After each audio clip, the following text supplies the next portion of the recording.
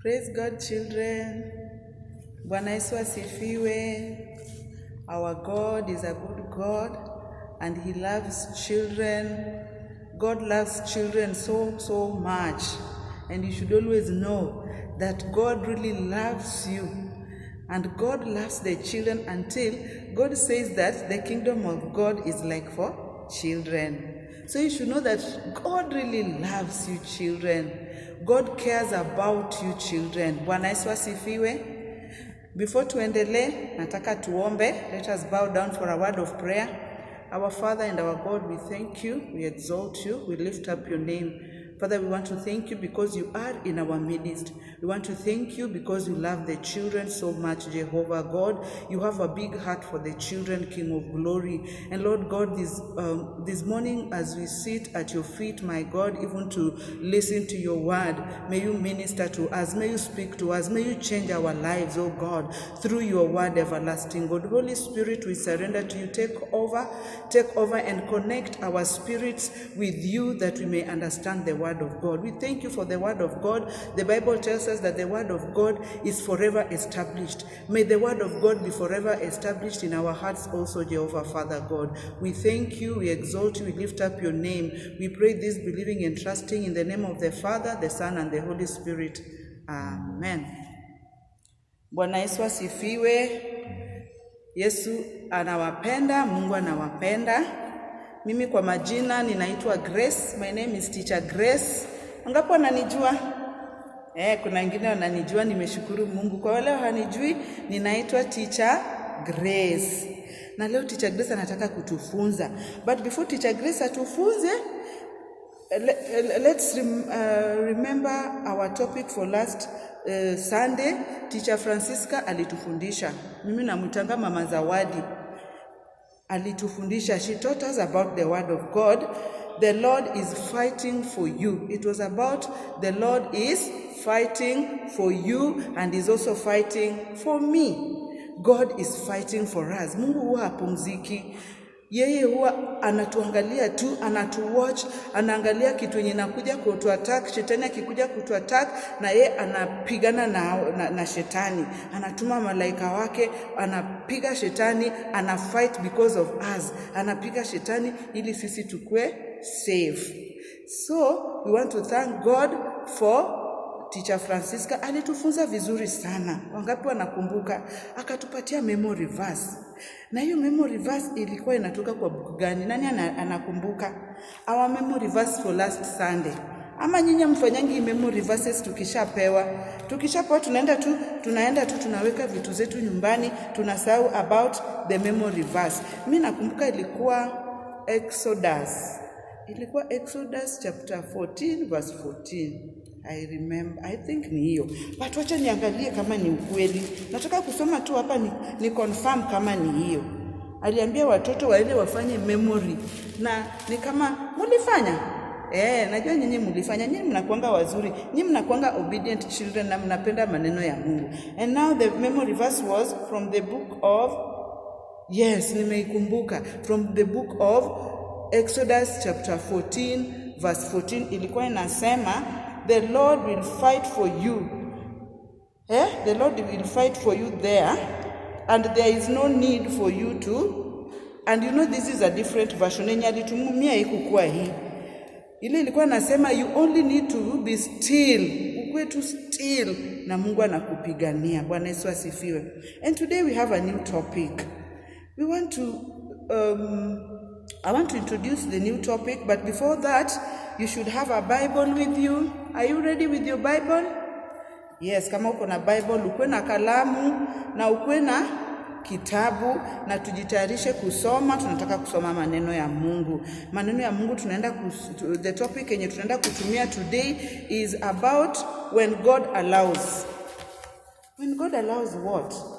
When God allows things to happen. Mnaona? Read with me. When God allows. Kwani Mungu anallow nini kufanyika? When God allows things to happen in our lives. When God allows certain things to happen in our lives. Like saizi hebu jaribu kufikiria. There are so many challenges. Watu wanapitia vitu mingi. People are passing through so many things. It is because God has allowed. Na Mungu akiallow, anakuallow upitie hapo, kuna sababu why God allows things to happen like they are happening now. We all know that there are so many challenges. People are sick. Wengine wamekufa. Even in our midst wengine wamekufa. And watu wengine wagonjwa, kuna cancer, kuna ugonjwa ya COVID, hii inaitwa COVID-19. There are so many challenges and people are not settled. Watu wako tu wanafikiria, after this, what next? What is going to happen again? Alafu kuna wengine because of hii ugonjwa ya COVID imekuja, wengine hawana pesa. Walikuwa wanafanya kazi and then you know what happened? They lost their jobs. Their businesses were closed because wanasema watu wafunge, watu wasifanye kazi. Wengine walikuwa wanafanya biashara, hawawezi tena kufanya biashara, hawawezi kupata pesa. So you find that there are so many people who are broke. Na sasa zile watu wako broke, kuna need ya pesa. Kuna need ya pesa. Kuna watu wagonjwa, kuna wenye wanahitaji kuzika wenye wamesha kufa, wanahitaji pesa. Kuna wengine wako na hospital bills, wanahitaji pesa. And people are going through so many things. Hata watoto wamepitia ile yenye wengine saizi wenye wako class 6, they were supposed to be in class 7. So you know? Yes. And you know even children are challenged. Hata watoto baba zao wengine wafanyi, mama zao wengine sasa hawafanyi kazi, hata walimu wao wengine wamekufa juu ya COVID. So you know there's so many challenges. Kuna vitu mingi zina happen. Do you know why? Because God has allowed. You know God has all the powers kutoa hii ugonjwa tu mara moja pap. But kwa sababu Mungu ako na sababu why everything is happening the way it is. God has a reason why he has allowed everything to happen the way it is happening right now. Kuna challenges mingi. Hata saizi wengine walipanda maize. You know maize, we get ugali from maize. Na sasa hivi watu wanalia, jua imewaka paka mahindi haijafanya vizuri. Wanashangaa what is happening. But God has allowed it. Mungu ndiye analeta mvua na Mungu ndiye analeta jua. But Mungu amechoose kuleta jua. Anajua wewe utakula nini. Anajua kwa nini amesababisha hiyo kuhappen. So when God allows, I want us to read from the book. I want us to read from the book of Job. We want to study the book of Job. Tujue venye Mungu aliallow Job to go through what he went through. And then there's a story of somebody else, Joseph. Joseph also went through a tough time. God allowed it. But in the end of that tough time, there was success. Even Jesus Christ, we will also talk about Jesus Christ, the way God allowed Jesus Christ to be killed. But at the end of it, by killing Jesus, we got salvation and we got reconnected back to God. But now we want to check on the story of Job. The story of Job in Job chapter 2 from verse 6. Can you open your books? Open your Bibles? Me, I knew it, so I just opened. But I'm waiting for you. I'm giving you 1 minute to open. You know where Job is? Yes. Just open the book of Job from chapter 1 from verse 6. We want to see what really happened. What happened until Job had to lose everything? What happened until Job had to lose all his children? It was so bad. This is what happened. Let us read from verse 6. When the day came for the heavenly beings to appear before the Lord, Satan was there among them. The Lord asked him, What have you been doing? Satan answered, I have been walking here and there, roaming round the earth. Shetani is a troublemaker. He's just roaming around the earth. Anatembea tu anatangatanga. Biblia inatuambia ati anaendaga huku na anaenda huku, anatafuta mwenye kuharibu. Sasa siku hii alipata mtu wa kuharibu. Alipata nani? Anaitwa Job. Let us read on. Did you notice my servant Job? Mungu anauliza Job. Mungu anauliza Shetani. Je, umeona Job? Venye yeye ni mwaminifu kwangu. He's very careful not to sin. And then there is no one on earth as faithful and good as he is. He worships me and he is careful not to do anything evil. Shetani anajibu. The devil is replying. Satan replied, Would Job worship you if he got nothing out of it? You have always protected him and his family and everything he owns. You bless everything he does, and you have given him enough cattle to fill the whole country. But now suppose you take away everything he has, he will curse you to your face. Shetani anajibu Mungu. Can you imagine? All right, Mungu anamjibu. All right, the Lord said to Satan, everything he has is in your power, but you must not hurt him. You must not hurt Job himself. So Satan left. Have you heard? Mungu alikuwa anaambia Mungu, unajua kwa nini Job anakuabudu? It's because you have protected him. It's because you have blessed him. Kazi yenye anafanya ya mkono yake umebariki. That's why anakuworship. And then Mungu akamwambia, hapana, sio kwa hivyo, ni kwa sababu yeye ananipenda, yeye hapendi dhambi. Alafu shetani anaambia Mungu, na ukitoa hizo vitu zote, Job atakutukana, atakataa kukuabudu. Alafu sasa unapata hapa Mungu amemwambia, Mungu, God has allowed. We are talking about when God allows. God allowed Satan kuguza nani? Kuguza Job, vitu zake. Alimwambia tu, you can tamper with anything ya Job, but don't tamper with his life. God allowed. Why did God allow? Why did God allow shetani kukuja kuharibu Job? Sasa unapata hiyo story naenda, watoto wa Job wote wakakufa. Mali ya Job yote ikaisha. Vitu zenye alikuwa nazo zote zikapotea, zikaribika. Mwili ya Job, shetani akaguza mwili ya Job, akamwekea ugonjwa. Shetani alikuwa anaongoja Job afanye nini? Alaani Mungu. But hapana, in all this, Biblia inatuambia Job hakufanya dhambi.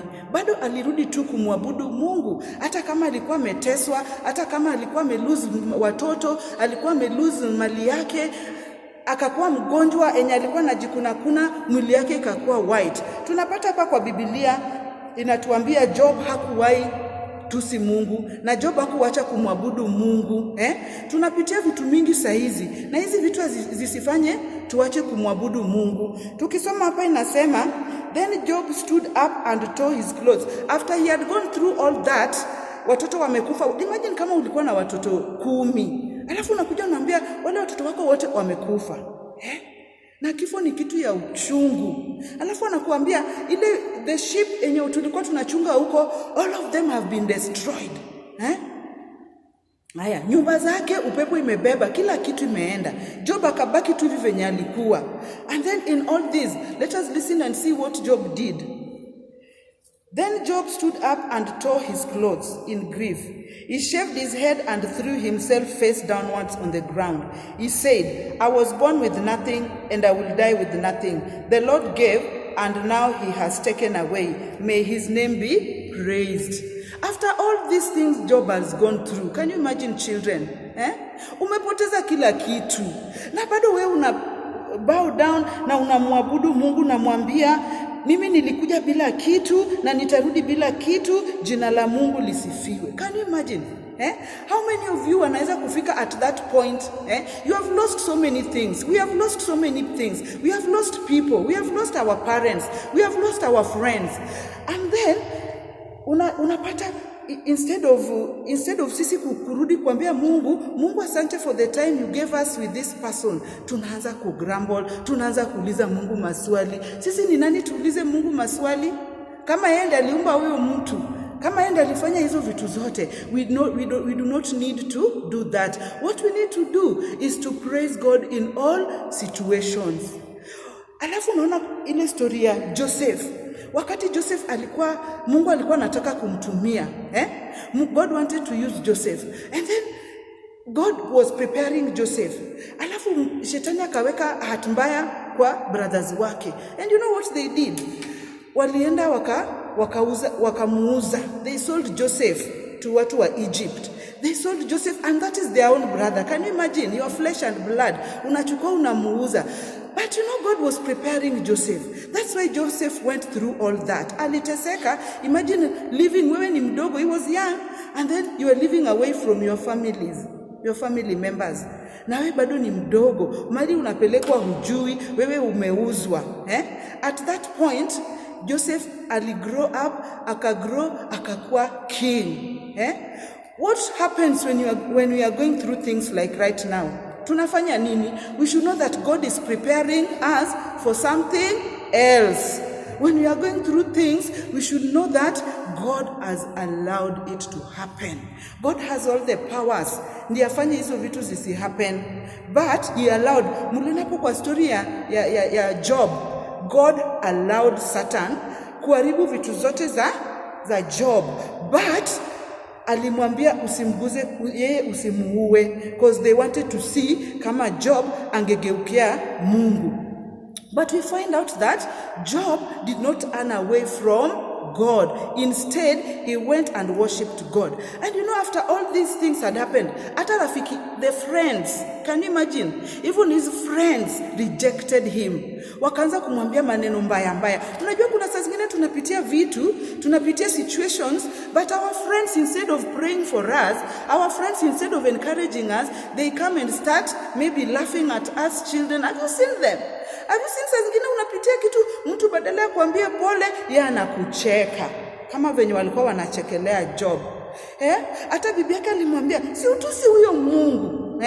Sasa zile unapitia mapito, unapitia problems, unapitia trials, some friends are always happy. But it is not good for them to be happy when you're passing through things. Like the friends of Job, they were not good to Job. Unajua ukipitia kitu ya uchungu, alafu mtu akuja kuchekele. You know what happens? You feel more bad.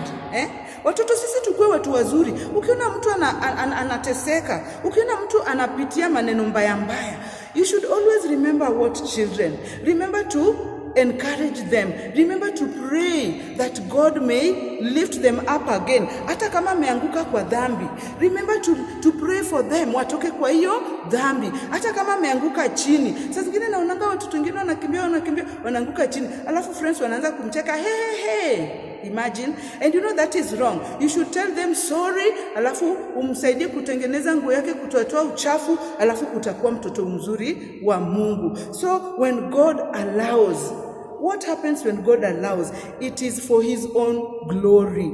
Akiallow something to happen, like when he allowed Jesus Christ to die. You know, God had all the powers kuambia wale watu, kufanya wale watu wasimue Yesu. You know that? God had all the powers, because yeye ndio mwenye life na yeye ndio mwenye, sasa yeye ndio mwenye death, yeye ndio mwenye kifo. Anaweza kuua, anaweza kuresurrect. And you know what happened? He allowed his son, his only son. Alikuwa tuna son mmoja. Alafu akalao son wake, akateswa, mpaka son wake was killed. The son was killed. The son of God, Jesus Christ, was killed. Why was the Son of God killed? It was because God wanted to save the whole world. When you watakubali, when you watakubali Yesu, when you watakubali wanaokolewa. That is why God allowed his son to be crucified. It was not in vain. It was so painful for God kuona mtoto wake anauliwa. But alisema tu, wacha auliwe, akuwe sacrifice, ili watu wote, binadamu wote, the whole world wote, irudi kwa Mungu. God wanted everyone to go back to him. So God allowed his son to die. You know what? It was so painful. At some point, Jesus Christ was almost giving up. Akambia babake, hapana, it is not my will, but let your will be done. When God allows, it is because of his will. When God is allowing us to go through so many things, it is because of his will, and his will must be done. And it was so painful for Jesus. Mpaka wanasema alisweat, sweat yake kageuka damu. Yani alikuwa anatetemeka. You know, when something is going to happen, imagine ukiambiwa says that you are going to die. We are going to kill you. Na unajua kweli unaenda kukufa. So utaanza kutetemeka, utaanza because it is so painful. Alikufa kifo cha uchungu sana. Walimdunga hapa, wakamdunga hapa, wakamdunga miguu, wakamdunga hapa na mkuki. It was so painful. Wakamtoa manguo zake, wakamhang kwa cross. It was because God allowed. Why did God allow?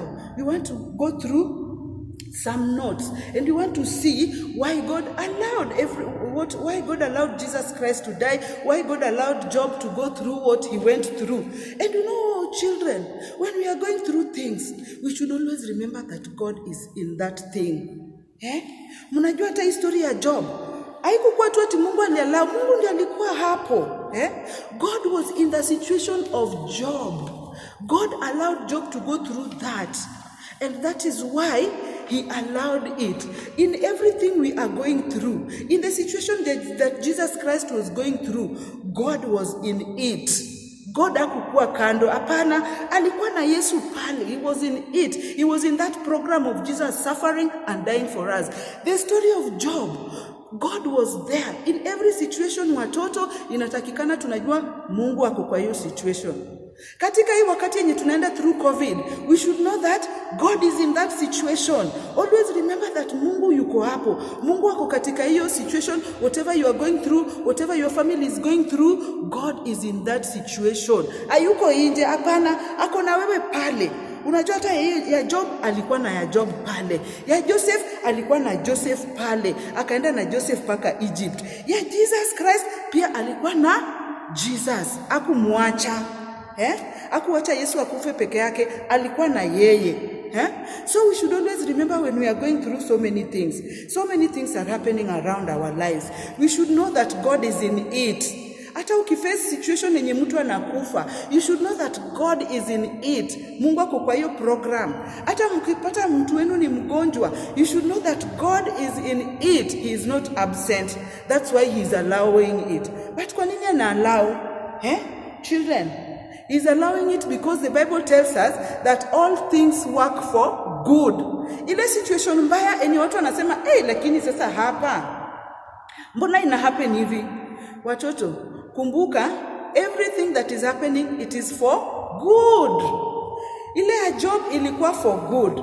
Ya Joseph ilikuwa for good. Mungu aliprepare Joseph, akapeleka Joseph Egypt. Unajua Mungu alijua siku moja watu wa Israel wataenda Egypt. Alafu wata deliver watu wa Israel. Alafu the glory of God will be seen. So God was also with Joseph. God was with Job. In that situation, God was with Job. God was with Job. In the situation of Jesus Christ, God was with Jesus. In your situation today, in my situation today, God is in it.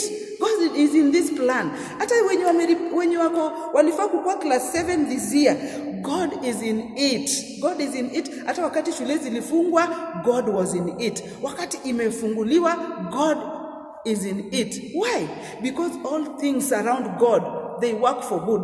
Hata situation uone ni mbaya aje, it always works for good to them that love the Lord. That is from the book of Romans chapter 8 verse 28. Inatuambia all things work for good, whether it is looking bad, whether it is looking hopeless, it is for good, and God has allowed it to happen. It is for good. So I want you to remember that when all things are working for good, we are going to learn about it is God's will, and He has allowed it. When you are passing through things, it is God's will and God has allowed it. That is in the book of 1 Peter chapter 3. If you read there, you will see it is in the will of God that He has allowed it. Number 2, remember, when all things are working for good, number 2, count it all joy when we pass through trials. When you pass through trials, wakati unapitia mapito, unapitia situations mbaya, unapitia trials, you should count it all joy. The Bible is telling us, count it all joy. Count it, wewe ufurahi tu. Ukipitia hata kama umekuwa mgonjwa, hata kama umelose mtu, hata kama wazazi ni wagonjwa, wamelose jobs, you should count it as joy because God is in it. And remember that everything is working for good. God has allowed it, it is working for good. So you should count it all joy. That is in the book of James chapter 1 verse 2 to 4. Inatuambia, count it all joy when you pass through trials. Number 3, why do all things work for good and why has God allowed them? God has allowed it because God will make you strong. When you are passing through things, like Joseph when he was passing through things, at the end of it, he became a prime minister and he was strong and he had power. Even Job, when he had gone through all what he went through, Job aliteswa, Job aliteseka, Job alikuwa mgonjwa. Wakati alishapitia all these things, when he had passed through all these things, at the end of it, whatever he had, Mungu alimuongezea double, yani God gave him, he became the richest man in that region that time. He became very rich. Mungu alimpatia watoto wengine, Mungu alimpatia mali zingine. Kwa sababu ya nini? God made him to be strong. We find it in Philippians 4:13, that God will make us to be strong through Jesus Christ. Inasema, I can do all things through Christ who gives me the strength. Who gives you the strength? God gives you the strength. So, when we are passing through so many trials, when we are passing through so many things, children, always remember that who gives you the strength to overcome? It is God. That is why Biblia inatuambia that I can do all things through Christ who gives me the strength. So you should know that when God allows something to happen to you, it is because God wants to make you strong. When God allowed his son Jesus Christ to die, you know, Jesus Christ went back to heaven and he became so powerful. Do you know that? He became so powerful. Akaenda akachukua kifungu, the key of life and death. Jesus has it. So he became so powerful, he became the King of Kings. So when you are going through those things, it is God who will give you the strength and he will make you strong. Number 4, why does God allow things to happen? Because they work for good. Why do they work for good? Number 4, for God to be glorified. When things are happening around you, when you are seeing God in that situation, kwa hiyo hali yenye unapitia ukiona Mungu, do you know what? God is glorified. Labda Mungu anataka upone. After God had healed Job from everything, watu walisema surely Mungu wa Job ni Mungu. Hata wakati Yesu alifufuka from the dead, when he was killed and he was risen from the dead, there was resurrection. Walisema surely God is God, and God in heaven was glorified. We find that in the book of Mark 16, verse 19. Chapter 16, verse 19. And in everything, number 5, in everything, give God thanks. Katika hii hali yenye watu wanapitia, tumepitia vitu mingi. It's like every weekend tunaenda kwa matanga. It's like hatuna pesa, wanataka tuchange, saa zingine mfuko imekauka. Una sacrifice, unatoa ile kidogo ulikuwa nayo. But after hizi vitu zote zimesha happen, we should tell God, God thank you. Kama ulikuwa na mtu unapenda, ama babu yako, nyanya yako, mama yako, na wamefariki katika hii situation, katika hii hali ya COVID, ambia Mungu asante kwa the time you gave us with this person. We should learn to thank God in all situations. We find that in the book of 1 Thessalonians chapter 5 verse 18. Inasema, in everything give God thanks. Katika hiyo hali ambia Mungu asante. Asante kwa muda umetupatia na fulani, tunakushukuru litupatia tukamjua. We stayed around that person and we say thank you. Saizi umemchukua na tunasema asante. Aya, number 6, the final one. What we go through should not separate us from the love of God. Inapatikana katika Romans 8 verse 38. Alafu hapo Romans 8 verse 18 pia inatuambia katika hizo hali zote, Mungu yuko. God is still God. Whatever we have gone through, God is still God. Kuna wimbo inatuambia God is the God of the mountain and is the God of the valleys.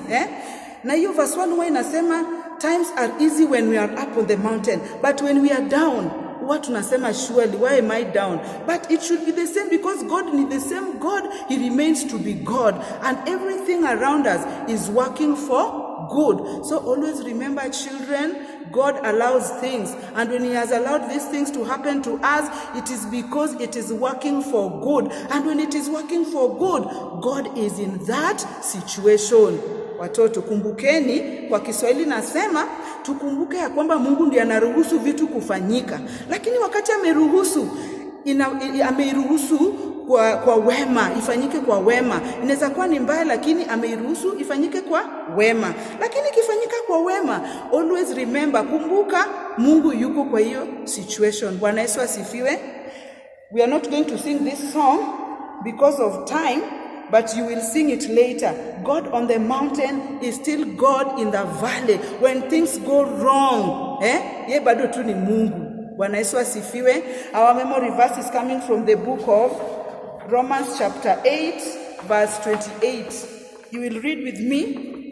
Let us read together. Our memory verse comes from the book of Romans chapter 8 and verse 28.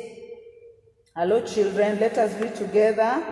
We know that in all things God works for good. Ikiendelea hapo inasema God, it works for good with those who love him, those whom he has called according to his purpose. Mnajua aliita Job according to his purpose. Aliita Joseph according to his purpose. Amekuita wewe according to his purpose. So we should always know that all things work for good. Can we read again? We know that in all things God works for good. Amen. Can I read again? Memory verse from the book of Romans chapter 8 and verse 28. It says, we know that in all things God works for good.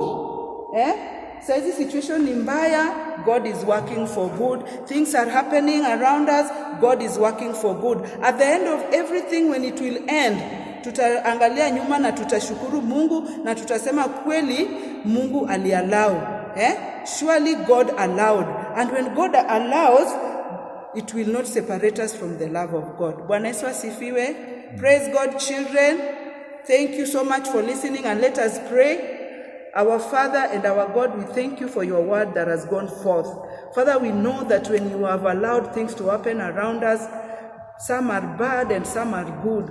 Lord, we know that it is working for good. And Father, we know that you are in that situation. And Lord, we want to say thank you. Thank you for what people are going through, my Father. Those who are sick, we pray for their healing, oh God. Those who are discouraged because of what is happening around them, Father, we pray that there will be a lifting of their spirits, oh God, that they will understand that it is your doing, oh God. They will understand that you are with them. They will understand that it is you who has allowed it to happen the way it has happened, Jehovah God. Jehovah Father God, this morning I cover the lives of our children by the power that is in the blood of Jesus Christ of Nazareth. We pray that whatever is happening around us will not destroy us, but it will make us to be strong, Jehovah God. We thank you and we give you all the glory. Preserve us throughout the week, Jehovah God. And may your hand continue being upon our lives. We thank you and we praise you. In Jesus' name we pray.